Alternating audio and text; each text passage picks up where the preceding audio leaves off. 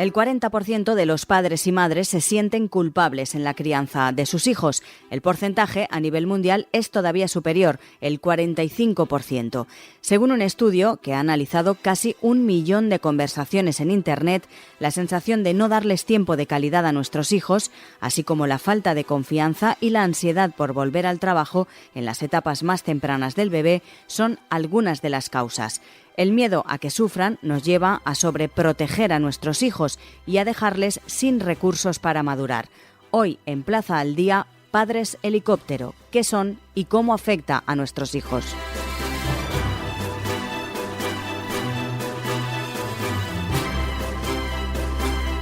Saludamos a Eva Millet, es periodista y escritora, autora de libros como Hiperpaternidad, del modelo mueble al modelo altar, donde analiza precisamente la crianza helicóptero. Señora Millet, muy buenas.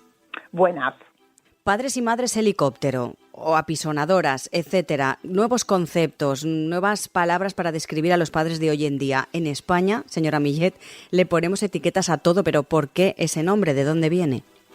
Bueno, este nombre tiene su origen en Estados Unidos, que es desde donde se ha importado esta crianza helicóptero, que es una crianza basada en una atención excesiva, incluso yo diría obsesiva, a los hijos.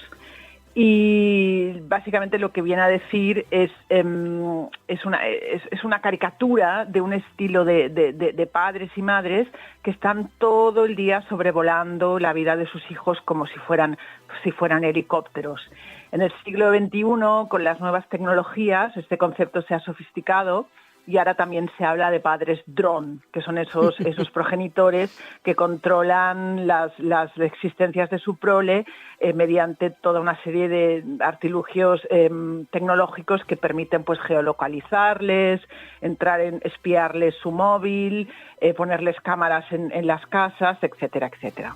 ¿Cuáles serían los síntomas, por llamarlo de alguna manera, de la hiperpaternidad? Bueno, la hiperpaternidad, como te comentaba, es una crianza basada en una atención excesiva. Yo nunca digo que a los hijos no se les ha de atender, por supuesto, pero en la hiperpaternidad esta atención se convierte en una obsesión. Se trata de no sacarle los ojos, la vista y el control de encima a los hijos. Y con esta constante supervisión paterna o materna, lo que hacemos es coartar una premisa fundamental en la vida y que es una de las bases de la educación, que es la adquisición de la autonomía. La hiperpaternidad no deja que los hijos sean autónomos, que al fin y al cabo es el objetivo de la educación, ¿no? Dar herramientas a nuestros hijos para que sean personas que puedan valerse por ellos mismos. Decía usted que lógicamente no nos vamos a despreocupar o no se van a despreocupar de cuidar a los hijos, pero quizás algún padre o madre que nos esté escuchando piense que hay de malo en querer proteger a nuestros hijos, pero claro, se tiene que tener un punto medio, intermedio, ¿no? Claro. Y sentido común, sobre todo. Absoluto, que es el menos común de los sentidos, como dicen, ¿no? Pero lo que está pasando, otra de las características de la hiperpaternidad es la sobreprotección. Hoy los hijos se han convertido en una especie de seres intocables a los cuales nadie, ni ¿os acordáis antes esos abuelos que se metían un poco en la educación de los hijos, ese maestro que siempre ha respetado y al que se escuchaba antes que a la criatura, ese entrenador de deporte? Hoy nadie puede cuestionar esos niños perfectos y intachables que los padres creen que tienen, ¿no? Y bueno, la sobreprotección se hace con la mejor de las intenciones porque existe mucho miedo a que les pase de todo, aunque yo siempre digo que no hemos vivido en tiempos más seguros que los de ahora, y hace que se confunda la dedicación y la protección en un exceso de celo, ¿no? El otro día yo escribí un tema sobre un estudio científico de una universidad americana que llegaba a la conclusión de que el hecho de que a los niños hoy no se les deje subir a los árboles, agrava esa sensación, o sea, incrementa la sensación de los trastornos de ansiedad, y de miedo, ¿no? Porque como los padres nunca les dejan que hagan algo que sea mínimamente peligroso, siempre hay esa incertidumbre y esa ansiedad de lo que me puede pasar, ¿no? Entonces, con la mejor de las intenciones, nos estamos cargando la adquisición de la autonomía y también de la valentía. Decía usted y ponía ese ejemplo que me parece extraordinario, el de subirse a un árbol, que nosotros, con nuestra edad ahora, echamos la vista atrás y, lógicamente, nos hemos subido a los árboles y hemos hecho multitud de cosas que quizás ahora nuestros hijos, como usted dice, no le dejamos hacer. Pero aparte de esa consecuencia que nos dice, ¿cuáles serían otras de las consecuencias de ser padres helicópteros que van a afectar en el comportamiento de nuestros hijos? Bueno, otra de las consecuencias de esta crianza hiper es que crea una sensación de inseguridad en los hijos, porque una de sus características también es la resolución sistemática de cosas que los hijos podrían resolver por ellos mismos, ¿no? Se nos ha hecho creer que para ser buenos padres hemos de intervenir a la mínima de cambio frente a cualquier incidente o cualquier pequeña tarea. Por ejemplo, hoy cada vez es más normal hacer los deberes con los hijos e incluso hay padres que hacen los deberes por los hijos, ¿no? ¿Qué pasa aquí, no? Que sí, hay muy buena fe, ay, mira, te voy a ayudar a hacer los deberes, pero si tú cada día por sistema te pones a su lado diciéndole vamos a hacer los deberes, le estás diciendo sin mí tú no puedes hacer los deberes, o sea, le estás creando inseguridad y le estás creando esta idea de que él solo no puede valerse por sí mismo. Otra característica de la hiperpaternidad es la hiperactividad. Los niños hoy están hiperestimulados, están haciendo constantemente cosas, se están formando sin parar para que no se queden atrás en esta especie de carrera absurda que se han convertido las infancias actuales, ¿no? Y realmente no hay tiempo para aburrirse, para pensar quién soy yo, qué quiero hacer y por qué. Y hay un estrés constatado. Hay también una falta de juego infantil, hay un déficit de juego infantil que está reconocido por diversos organismos internacionales. Los niños en el primer mundo no están jugando y el juego es básico para una buena evolución. Y también hay otra consecuencia seria, que es el estrés familiar. Yo siempre digo que la hiperpaternidad afecta seriamente el bienestar familiar y en especial el bienestar de las madres. Las madres, que aún todavía llevamos el peso de la crianza, cada vez están más estresadas y se sienten además, y eso me parece muy, muy serio, inadecuadas. Sienten que no llegan y que no están haciendo todo lo que deberían hacer para conseguir ese niño perfecto que parece que la sociedad requiera. ¿Este fenómeno es reflejo de la competencia existente entre padres o de su propia autoexigencia como padres y como personas? Es un reflejo de varias cosas, entre ellas la competencia que existe hoy. Vivimos en un mundo hipercapitalista y la competencia es clarísima, ¿no? También es verdad que existe una oferta brutal en el mercado por hacer del niño lo que tú quieras. O sea, hoy no es que haya un cursillo de verano, es que hay 250 opciones para hacer del niño, pues si quiere hacer de explorador, si quiere hacer robótica, si quiere... ¿Cómo? Lo sabes, ¿no? Sí. Sí, entonces, bueno, hay ese entorno, ese hipercapitalismo, esa oferta brutal que nos mete en la rueda, ¿no? Y también otra cosa interesante es que se ha profesionalizado la maternidad y la paternidad. A menudo, hoy los hijos se tienen muy tarde, se planifican mucho y tenemos una experiencia laboral detrás. Y muchas veces aplicamos herramientas de nuestro trabajo a la crianza. El hijo, en la hiperpaternidad, de hecho, se ve casi como un producto a construir. Y por eso también está ese rol que yo siempre hablo de los padres manager, ¿no? De esos padres que son casi como, bueno, la madre del artista, pues cada vez tenemos más. La verdad es que es un fenómeno que, como usted dice, está en todas las casas o prácticamente en el 90% de los hogares, Pero decía usted que aunque ser hiperpadre tiene algo que ver con el estatus social, ¿se da más en las clases medias altas o no? No tiene nada que ver. Sí, totalmente. Es un fenómeno de clases medias y altas, donde existen más medios, hay más información, hay más competencia.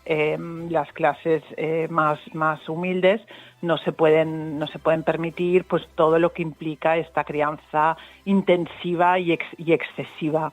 También es muy interesante que en los países donde hay más igualdad social hay menos hiperpaternidad, porque hay una cierta seguridad del Estado del bienestar, y los padres, el peso de la crianza no recae tanto como en países como ahora Estados Unidos, que es de donde nace este fenómeno, que es un país muy desigual, muy rico pero también muy pobre, y donde todo cuesta dinero. Entonces los padres están ahí metidos en esa inversión que representa el hijo y que les cuesta muchísimo dinero. ¿Nos podría dar, señora Millet, algunas pistas para encontrar precisamente lo que creo que es más difícil, el equilibrio entre el pasotismo y el hiperpaternalismo?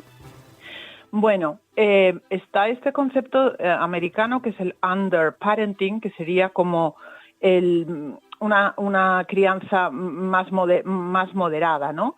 Y básicamente sería, en ningún momento sería desatender a los hijos, pero sí que sería confiar en los hijos. Por ejemplo, claro que has de observar a tus hijos y has de estar al tanto, que no sé si has de estar controlando, ¿no? Pero se puede controlar de una forma un poco más discreta. Si tu hijo está en el parque y se cae, pues no te vayas corriendo como Usain Bolt y le ayudes a levantar, sino que espérate unos segundos para que esa criatura haga uno de los actos más importantes de la adquisición de la autonomía, que es: me he caído, pues pongo las manos en el suelo, me ayudo y me levanto yo solo, ¿no?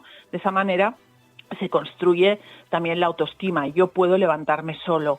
Yo me he encontrado maestras de parvulario que me dicen que hay niños que llegan al primer curso de parvulario, se caen y no se saben levantar solos porque hasta ese momento papá o mamá Usain Bolt han corrido y les han ayudado, ¿no? Uh-huh.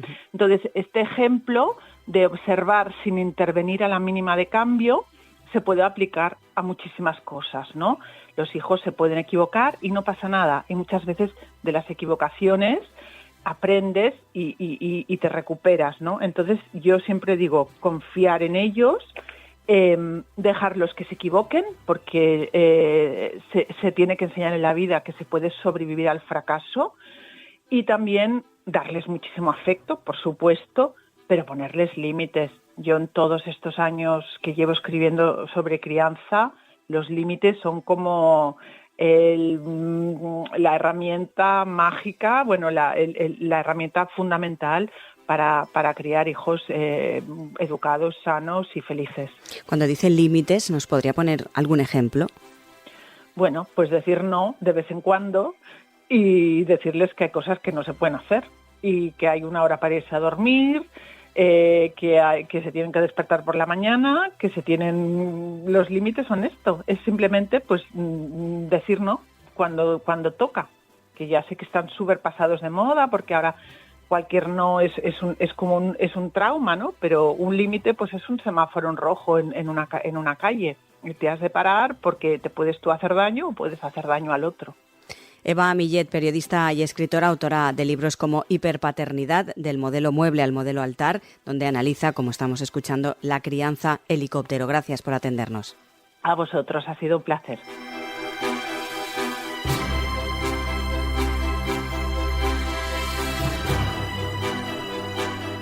Criar y educar nunca ha sido fácil, pero nos ha tocado vivir en una sociedad en la que se nos cuestiona permanentemente y se nos bombardea con mensajes contradictorios que nos hacen perder la seguridad.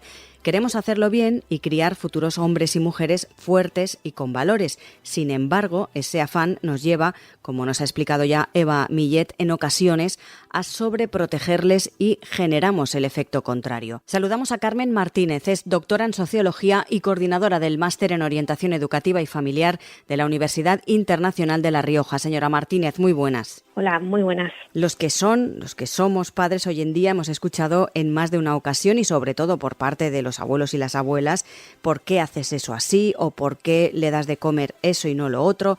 o no digas tal cosa. Creo que hemos avanzado, señora Martínez, mucho como sociedad en cuanto a la protección de la infancia y en general llevamos una crianza mucho más consciente y respetuosa.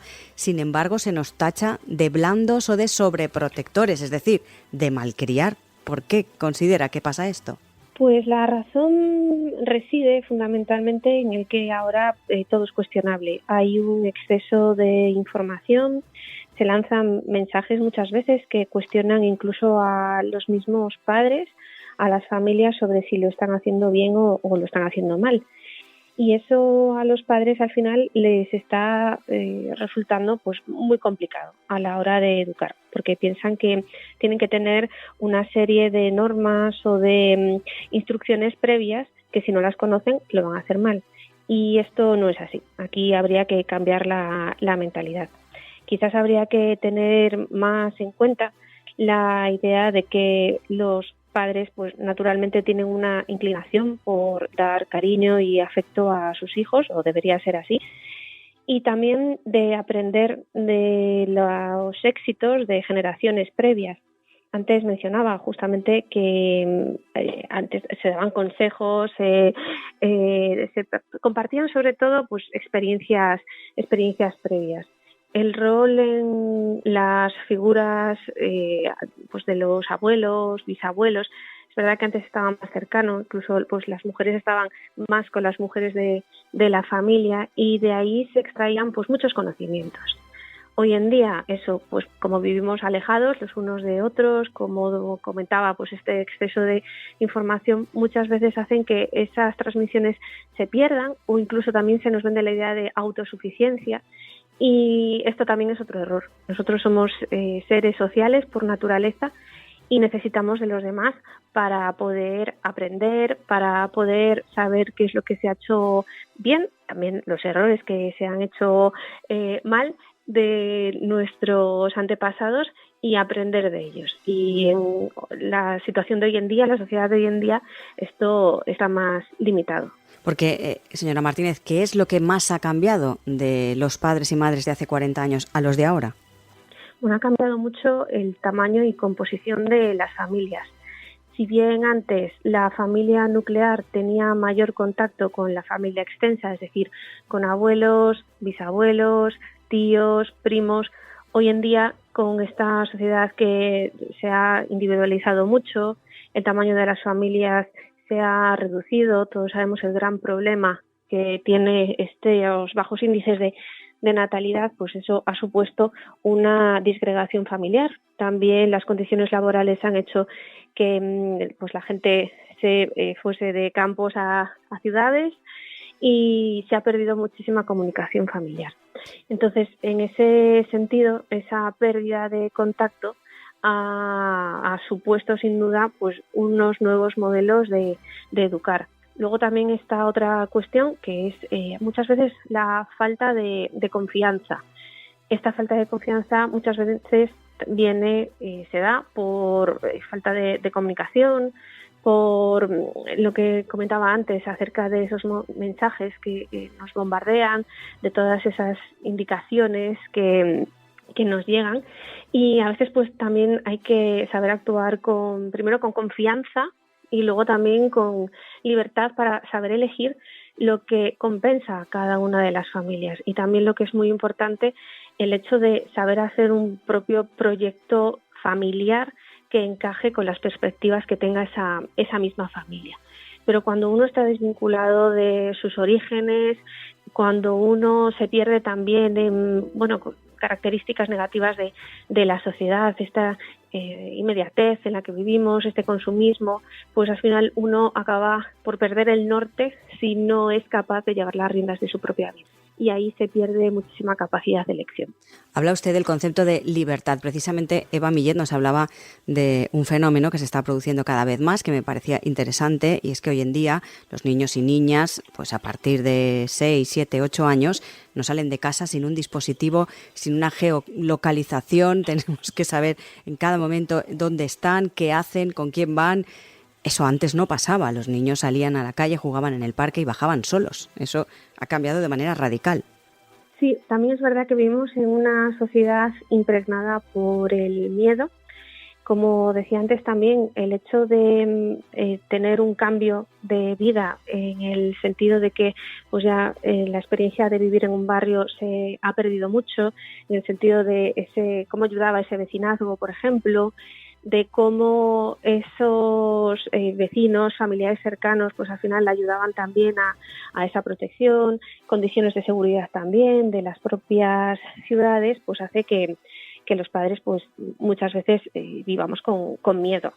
¿Qué sucede? Que ese miedo al final llega a herir también la capacidad de autonomía, porque a uno, en un contexto en el que se percibe esa inseguridad, y además se puede medir también de una manera objetiva cómo ha crecido la criminalidad, por ejemplo, en algunas ciudades, pues eso hace que al final no se le den opciones a los hijos de, pues como comentaba, crecer en autonomía. ¿Qué sucede también? Pues hay otra cuestión que está pasando hoy en día, que para educar en la libertad es necesario educar en la responsabilidad.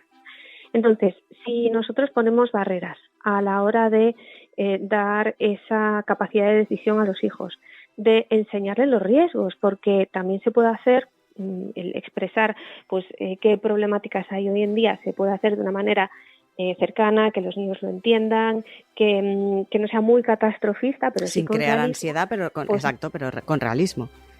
Totalmente, efectivamente. Entonces, ese realismo, conocer las consecuencias, también es una cuestión muy importante. Y cuando se priva de eso, pues al final no se sumerge en un ambiente de desconfianza total. Entonces, muchas veces eso que queremos hacer los padres, de ponerles localizador, de saber en todo momento dónde están, pues al final refleja también un miedo social, una desconfianza hacia todo lo que pueda pasar. Desde su punto de vista, ¿cree usted que los padres y madres se deberían dejar llevar más por la intuición, como padre y como madre, como progenitores, y no por lo que nos dice Google, que ya últimamente y hoy en día se recurre a Google para todo? Qué buena pregunta.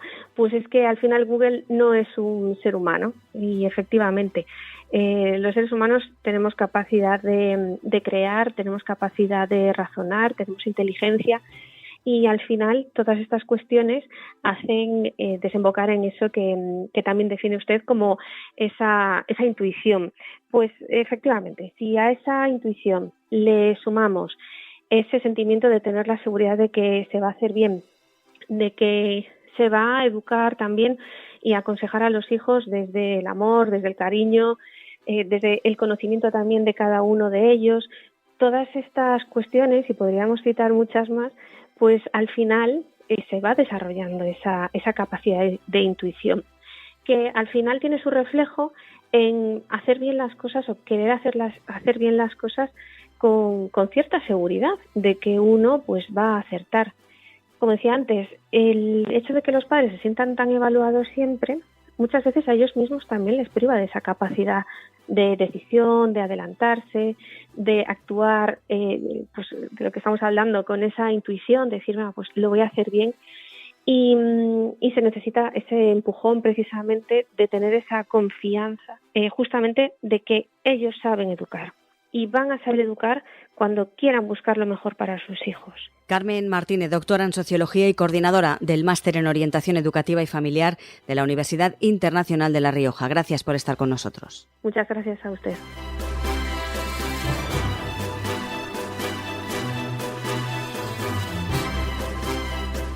Hablábamos con Eva Millet, la periodista y escritora, de los hiperpadres, aquellos que sobreprotegen a sus hijos para anticiparse a desgracias imaginarias y darles un camino de felicidad sin tropiezos, microgestionando todo lo referente a los hijos, como el colegio, las tareas, los deportes, las reuniones, es decir, padres, que ya hemos explicado, helicóptero, aquellos que en todo momento sobrevuelan alrededor de sus hijos por si acaso, y entre comillas, les pueda pasar algo. Nos decía Millet que una sobreprotección excesiva forma niños incapaces de asumir responsabilidades, niños o niñas inseguros y dependientes. Saludamos a Cristina Gutiérrez Lestón, es investigadora en el campo de las competencias emocionales aplicadas y creadora del método La Granja. Señora Gutiérrez, muy buenas. Hola, ¿qué tal? Podemos decir que por sus instalaciones pasan cada año más de 25.000 niños y jóvenes y también más de 1 millar de familias. Así que también podemos decir que sus percepciones pueden ser una radiografía bastante certera de las madres, padres e hijos que hay en este siglo XXI. ¿Ha notado un aumento de niños con miedos en los últimos años, sobre todo tras la pandemia? Pues lamentablemente tengo que decirte que sí, un aumento además vertiginoso y preocupante, porque hemos de saber que el miedo es una emoción que paraliza. Además es invasiva, quiero decir con esto que cada vez se va a hacer más grande dentro de ti si no la afrontas. Además es una emoción contagiosa, como todas las emociones, pero como el miedo es la emoción más potente que sentimos los humanos, pues es más contagiosa aún. Y si no, pregúntate, Lucía, o los que nos escucháis, cuántos de tus miedos son heredados de tu madre o de tu padre. Y además el miedo te hace hacer la peor interpretación posible, lo que nos convierte en personas más desconfiadas, más susceptibles, además de, pues eso, de tener también una baja autoestima, porque claro, sentir que no puedes no nos gusta ni nos hace sentir bien. Esta emoción, como te digo, ha aumentado en los niños y las niñas, pero también en los padres, en las madres y en toda la sociedad en general, porque además de trabajar con niños, como decías, también trabajamos con más de 10.000 adultos, incluso de personas de organizaciones que nos vienen a la granja. Así que, ¿qué podemos hacer, no? Pues bueno, para regular el miedo, para que él no te mande a ti, yo creo que primero hemos de ser conscientes, hemos de darnos cuenta cuando lo sentimos. ¿Y cómo? Creo que es bastante fácil. Pregúntate, por ejemplo, o pregúntale a tu hijo o a tu hijo cuando veas que el miedo lo está invadiendo, puedes preguntarle, por ejemplo, ¿pero quién está tomando esta decisión? ¿Tu miedo o tú? Y verás cómo se dará cuenta y reflexionará. O anímalo a que afronte un temor, porque es la única manera, ¿no?, de superar un miedo. Sustituye el no tengas miedo, que no sirve para nada, por ejemplo, ¿sabes? Tu valentía es mucho más grande que tu miedo. O dile un dato científico, que el 87% de los miedos que sientes no van a pasar nunca. Y verás cómo con esto pues se atreverá más, no solo él, sino también nosotros y nosotras. Usted escribió un libro, el título es Crecer con valentía, y reproduzco de forma literal una frase del libro. Usted decía, hay 2 tipos de padres, los que quieren tener los mejores hijos del mundo y los que quieren tener los mejores hijos para el mundo. Los primeros necesitarán ansiolíticos, los segundos, valentía. Podemos decir, a raíz, ¿no?, de esta conclusión, que de padres valientes, hijos valientes, y al revés, de padres con miedos, hijos con miedos. Sí, claro, evidentemente podemos decirlo. De hecho, los niños tienen la malísima costumbre de aprender del ejemplo, de nuestro ejemplo, y no tanto de lo que tú le dices que tiene que aprender. Recuerdo el otro día en una conferencia que una mamá me dijo que ella trataba de no expresar ni de enseñar sus miedos a su hija para que no fuera como ella, porque le daba miedo a que fuera como ella, tenía miedo incluso al miedo, ¿no? Así que le dije que, bueno, yo le dije la verdad, es que pierdes el tiempo, porque los humanos aprendemos por osmosis, ¿sí?, desde el ejemplo. La niña que utilizará todo ese esfuerzo que le supone disimular cada día todos esos miedos que siente, y que utilizará ese esfuerzo para el afrontamiento, ¿sí? Recordemos aquí algo que creo que es muy importante entender sobre las emociones, sobre este mundo emocional que tanto nos invade y que muchas veces son las emociones las que nos mandan a nosotros en vez de nosotros a ellas.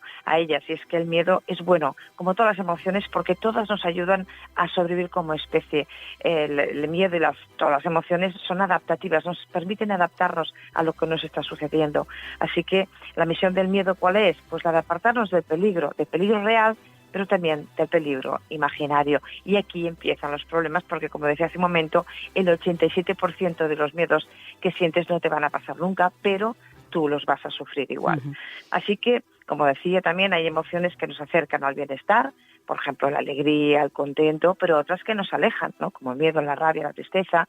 Pero todas son buenas y además son preconscientes, es decir, pasan antes de la conciencia, lo que significa que ni tú, ni yo, ni nadie podemos evitar sentir o miedo, o rabia o tristeza. Lo único que podemos hacer es regular, ¿no?, ese miedo, esa rabia o esa tristeza que estamos sintiendo.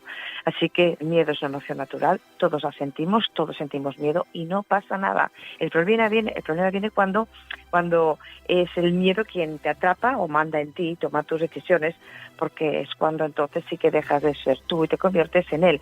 Estás en sus manos y ahí la parálisis y la desconfianza llega. Ahí es cuando nos acercamos a la cobardía. La cobardía no es no querer afrontar un miedo, es querer afrontar un miedo y no atreverte, ¿sí? Así que ahí es cuando... en octubre, de hecho, publico un nuevo libro con Grijalbo, Libérate del miedo, donde pues doy muchas herramientas porque realmente estoy abrumada de lo que estoy viendo cada día en los niños y las niñas que nos llegan a la granja. Así que algún truco fácil para afrontar el miedo: primero, date cuenta cuando viene, y segunda, escucha tu mente cuando te dice, ¿y si el niño suspende? Ay, si te deja el gas encendido, ay, ¿y si pierdes el cliente? Y sí, ¿no? Siempre empiezan con y si algo. El y si. Pues cada vez que digas sí, contéstate, y si no, y para esta cabeza, este miedo que te dice tantas cosas. La granja, basado en la educación emocional, con resultados demostrados científicamente, lleva, pues como decimos, muchísimos años trabajando usted en ello. ¿Qué beneficios aporta esa educación emocional a los niños y a los jóvenes? Pues sí, la granja, estamos también en Barcelona, estamos en Madrid y estamos en Andorra. Lo que aporta básicamente es conciencia, es entender qué siento, y conciencia y regulación para que lo que siento, para ser yo quien lo que gestione lo que siento, y que lo que siento no me gestione a mí. Somos técnicamente un acelerador de competencias emocionales con un método demostrado científicamente, donde hay un cambio significativo entre el antes y el después de su paso por la granja. Hacemos actividades, aprendemos, por ejemplo, el liderazgo con el caballo, trabajamos en equipo en la piscina con barcas, trabajamos la empatía con los conejos, por ejemplo, o con circuitos como el equilibrio, el circuito de la confianza y la responsabilidad. Trabajamos que se entienda lo que es la cohesión y el trabajo en equipo. Básicamente es desde la experiencia, desde la vivencia, cuando aprendemos y nos convertimos en esa persona que llevamos dentro y que necesita florecer y salir ahí fuera. A través de este podcast estamos queriendo saber, conocer y explicar también a todos los oyentes en qué consiste o qué es ese nuevo concepto o ese síndrome, no sé muy bien cómo determinarlo, cómo llamarlo, de los padres helicópteros. Son esos padres que sobreprotegen a los hijos en demasía, es decir, por todo, ¿no? ¿Qué consejos daría usted como experta en la materia y sobre todo con ese contacto diario que tiene usted tanto con los niños como con los padres? ¿Qué consejos o estrategias daría a los padres y madres para empezar a aplicar esa educación emocional en el ámbito familiar y no convertirse en esos padres helicópteros?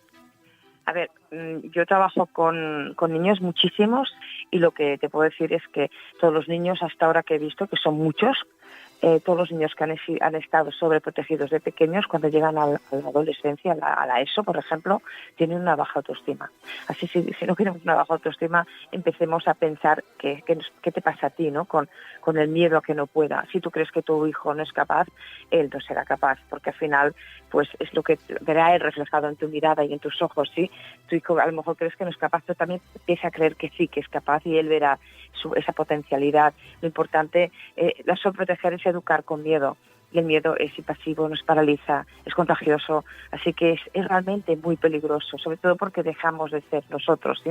Nos diluimos como las pastillas de vitamina C que venden en las farmacias, dejamos de ser nosotros. Así que yo lo que te invito es a preguntarte o a contestarte esa pregunta: ¿qué tipo de padre o madre quieres ser? ¿Quieres ser una mamá o un papá que... Hay dos tipos de padres, ¿no? Hay los padres que preparan el camino para sus hijos, lo aplanan para que no tengan ninguna dificultad, y luego hay el otro tipo de padre, los padres que preparan al hijo para el camino, sea como sea. Creamos en nuestros hijos y convertámoslos en sus dignos protectores, porque cada vez que lo sobreprotejo le estoy diciendo, ya lo hago yo porque tú no puedes, y al final el niño se lo acaba creyendo. Una dinámica fácil para la autoestima: en casa cada mañana preguntar del 1 al 10, ¿cómo estás de autoestima? Si sale cada mañana con un 10 de casa y a la tarde le vuelves a preguntar y vuelve con un 3, pregúntate qué está pasando en el colegio. Pero si cada mañana sale un 4 de casa y llega del cole en un 8, pregúntate qué está pasando en casa. Eso es un ejercicio muy fácil, de apenas unos segundos dura y nos ayuda a anticiparnos y a darnos cuenta cuando pasa algo.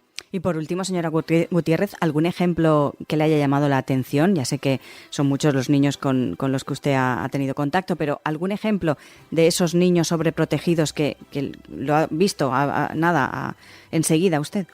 Sí.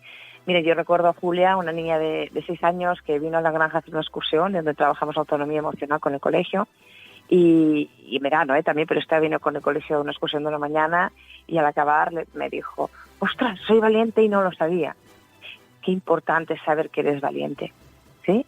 Otra que me dijo, puedo hacer más cosas de las que pensaba, eso nos da seguridad, nos convierte, como te decía, en nuestros dignos protectores.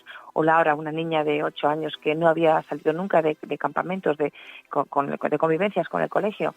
Su profesora de mi reconocimiento a ese trabajo que hacen los profesores, los maestros, los docentes de nuestro país, pues esa niña no había salido nunca a dormir fuera de casa, ni siquiera a casa de la abuela, porque la mamá decía que era muy delicada con la comida y que era muy delicada y que no. Se atrevió a venir a la granja y estuvo 3 días de colonias, de convivencias. El último día vi que salía del bosque y le pregunté, ¿qué haces, Lucía? ¿Dónde vienes? Y dice, nada, he dejado mi miedo en el bosque porque no me lo quiero llevar conmigo. Por supuesto, esos miedos eran la mayoría heredados de su mamá, ¿no? Pero sí que lo que había hecho por la noche con los cuentos que hacemos, un papel mágico que le quitaba sus miedos, lo fue al bosque y bajo un árbol hizo un agujerito. Ella con 2 compañeras cogió todos sus miedos, los enterró allí, lo tapó y salió y me dijo eso, que no quería, que quería coger el autocar dejando sus miedos en el bosque de la granja. Os invito, papás y mamás, a que dejéis vuestros miedos porque se puede, porque si esta niña con 9 años lo hizo, lo podemos hacer todos. Seamos valientes, porque la valentía, recordemos que no es no tener miedo, la valentía es tener miedo y aún así hacerlo. Cristina Gutiérrez Lestón, investigadora en el campo de las competencias emocionales aplicadas y creadora del método La Granja. Gracias por acompañarnos hoy. Un placer.